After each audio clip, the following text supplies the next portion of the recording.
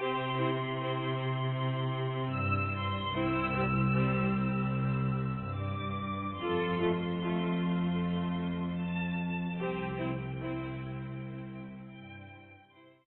of the interesting dynamics of being in the church as long as I have, and I think I served on the ark with Noah some days, but we hear this lots from clergy who've been around for a long time, and it's how do we preach something new on the same holy days that come around, like Ash Wednesday or Palm Sunday or Easter or Christmas? How do we keep looking for something new to say?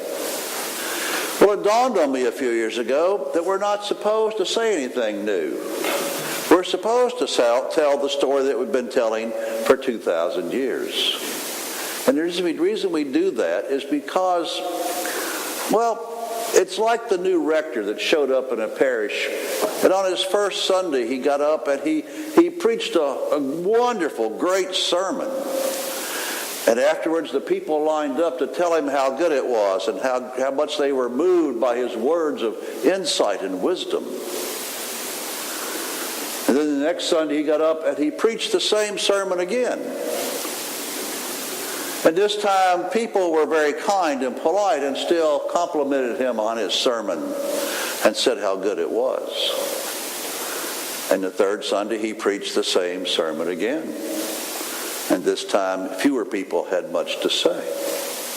And on the fourth Sunday, people were just a little hacked off at this fellow for preaching the same sermon for 4 Sundays. And the senior warden took him aside and said, "Father, it was a great sermon the first time we heard it. And the second time wasn't bad either. But you know, the third and fourth, maybe it's time for a new sermon." And the priest said, "Tell you what.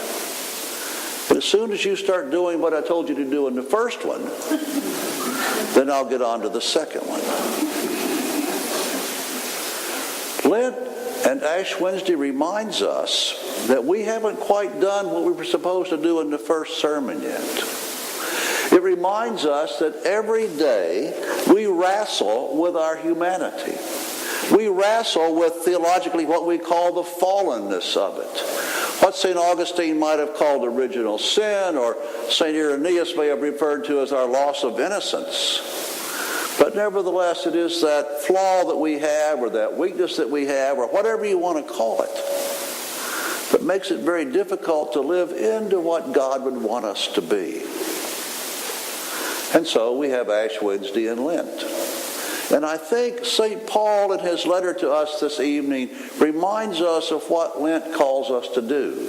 It calls us to be reconciled to God, to return to God and come before God and say to God, "I'm not what I should be, and with your grace I will try to do better." And so Lent calls us to examine ourselves and to look at our lives. It's not just giving up cream spinach or something like that as a Lenten sacrifice. It's calling to take a long, hard look at who we are, and to do that in some sort of regular and disciplined way. What the church calls a spiritual self-examination. And there are many ways we can do this. In a few minutes we will go through the Litany of Penance.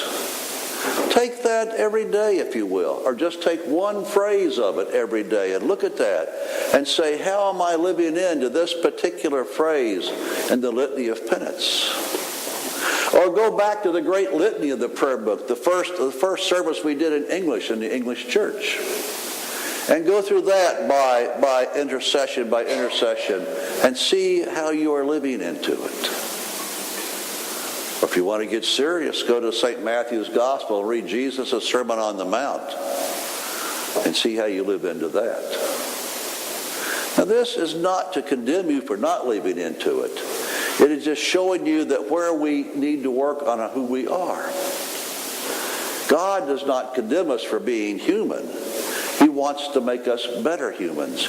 He wants us to be better people. He wants to show us how to live in to the fullness that He has in mind for us. But sometimes we have to remember that we haven't done what we were supposed to do first.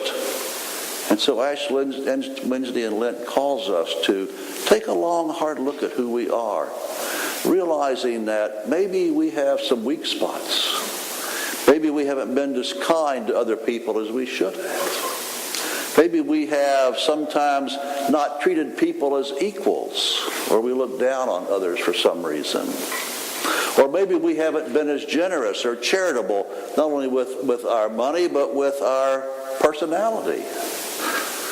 You ever tried that experiment of going around all day long and smiling at people and being pleasant? It's amazing how many of them smile and are pleasant back. It really works.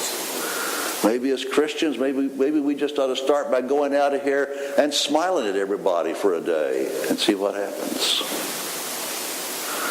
So in Lent, we are being called to the ancient message of being reconciled to God.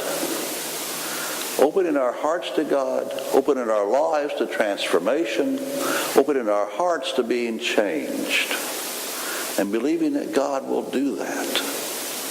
God accepts us where we are, but He doesn't leave us there. So this Lent, let us work at being reconciled to God, and then we'll work on being reconciled with each other. Amen.